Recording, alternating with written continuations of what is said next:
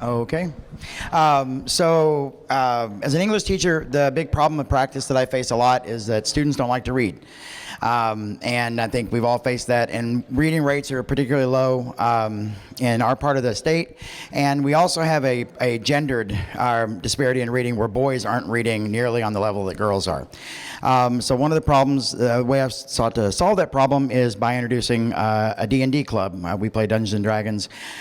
We started 3 years ago when I started teaching, and we've been using grants to build our library so that we have more handbooks, more accessories, more materials so that the kids can create characters, play the game, and also at the point we're at now, they're writing their own material and creating their own games.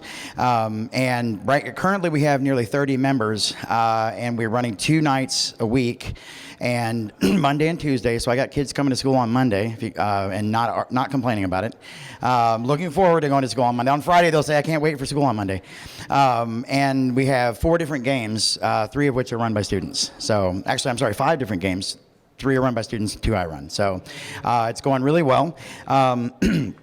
The reason why this leads to not just increased reading rates, especially technical reading, because they have to read these very complicated rules. That's the first thing.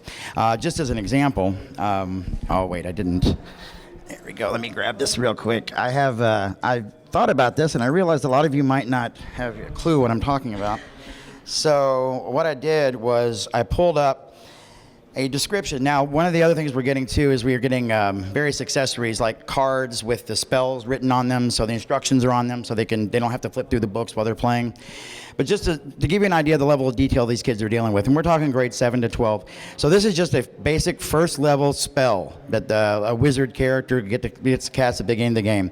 Magic missile, first level evocation, casting time 1 action, range 120 feet, components verbal and semantic. Duration, instantaneous. Classes, sorcerer, wizard. You create 3 glowing darts of magical force. Each dart hits a creature of your choice you can see within range. A dart deals 1d4 plus 1 force damage to its target. That's a four-sided die. The darts all strike simultaneously, and you can direct them to hit one creature or several. At higher levels, when you cast a spell using spell slot second level or higher, the spell creates 1 more dart for each level slot above first. So that's an easy spell, okay? Which half of that probably made little to no sense to you. That's an easy spell. It involves a lot of math. It involves a lot of calculating range. It involves figuring out tactics and strategy. And the game involves a lot of teamwork, involves a lot of cooperation.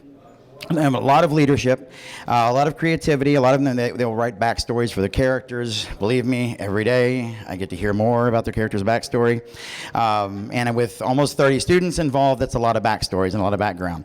But it's great. The kids love it. They're very involved in it. It's going very well. And as far as the data goes, I now have been compiling data showing a very clear trend in increased reading rates on MAP and ACT scores. I mean, it's very solid. Every member of the club, their reading rates are increasing. Their reading scores are increasing. So that's one thing I do know that it's definitely working.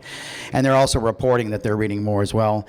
They start out reading manuals, then they read graphic novels. Next thing you know, they're asking me for novels about this stuff. So it's a process, but we're getting there and it's really going well. So, any questions?